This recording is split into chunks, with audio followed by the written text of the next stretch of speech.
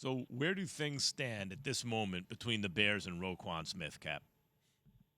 Not in a good place because Roquan, I think, is asking to be overpaid. I know you just played a bunch of sound leading into me, and one of them was, well, if you're not going to pay a 25-year-old all-pro linebacker, who the hell are you going to pay? That doesn't mean that you overpay at a position. He's a really, really good player. Would I pay that guy $12 to $15 million?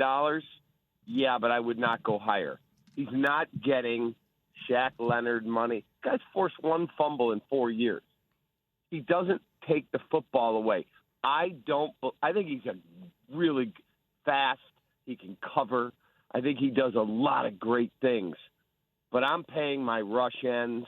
I'm paying my cover corners. I'm paying my quarterback, obviously, my top wide receivers, my left tackle. That's who I'm giving top-of-the-market money to if they earn it. Middle linebacker, will linebacker, I'll pay you really well because you're really, really good. But I'm not setting the bar and going, well, Shaq Leonard got 19.5, so you get 19.6. No, not that much. Cap, would you have paid Brian Urlacher? Yes, different player. Brian Urlacher's, in my opinion, and I love Dick Butkus and all of that, Brian Urlacher's the best linebacker that ever wore the Chicago Bears uniform. Mike Singletary, I'll tell you a quick story. Ron Rivera, who's a good friend of mine, Ron Rivera said he had to fill in for Singletary one day. He's like, dude, I made 23 tackles, and my uniform was basically clean because I had McMichael, Hampton, Perry, and Dent in front of me. I never got touched. That doesn't mean Mike wasn't a really good linebacker. Brian Urlacher was the best, just telling you. Yeah, no, the reason I asked you that is because you say you wouldn't pay a middle linebacker or Will or anybody like that. I'm like, well, I would have paid Derek Brooks. I'd have gave Derek Brooks would have been the highest paid defensive player in the history of the NFL. So Ray Lewis, the highest paid player in the history of the NFL. Roquan Smith deserves to be paid. It is what it is. You're 25 years old, Cap, and if you're trying to show Chicago Bear fans that you are serious about getting somewhere in the next couple of years, you want to keep your Jalen Johnsons around. You want to keep your Roquan Smiths around, young talent, up-and-coming talent, because you already got them on your team. Why let them leave? I don't disagree, Key, with what you're saying, but does he deserve to be the highest-paid linebacker in football? It's his turn.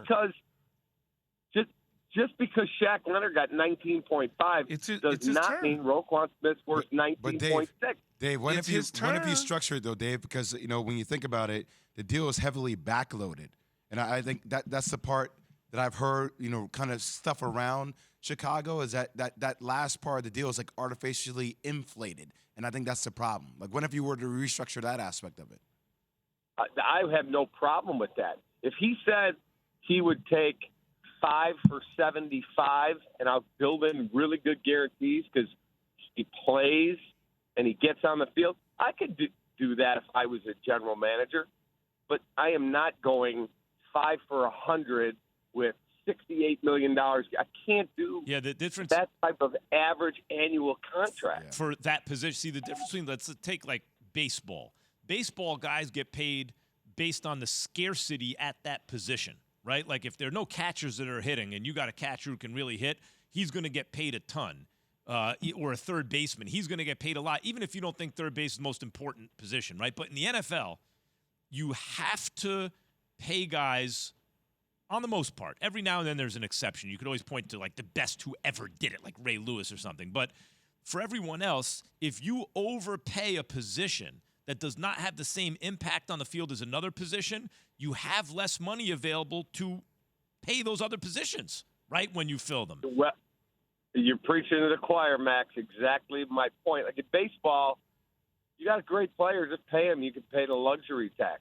Just go into the tax and whatever it is. In basketball, you got bird rights. You can go over the top and pay Zach LaVine $215 million because you want to keep him, and he's a good player. In football, it's a little bit different. And, I mean, Roquan's got 4 sacks in 4 years. Excuse me, But that's not. 14 But sacks see, in 4 years. But Dave, that's not Roquan Smith's fault. That's the defensive coordinator not sending him from the middle linebacker position.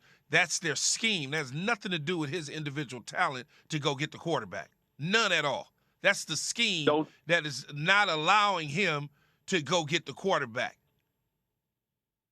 Don't disagree with that point. You are correct. All I'm saying to you is when you force Peanut Tillman forced like a billion fumbles. He was a cornerback. I need you to impact the game more in game-changing plays, not just be a really outstanding cover guy, tackler, very good football player. I want him. In 4 years, he's been All-Pro twice. But it's at a I get the argument. Not Pro Bowl. Thanks for watching ESPN on YouTube. For live streaming sports and premium content, subscribe to ESPN+.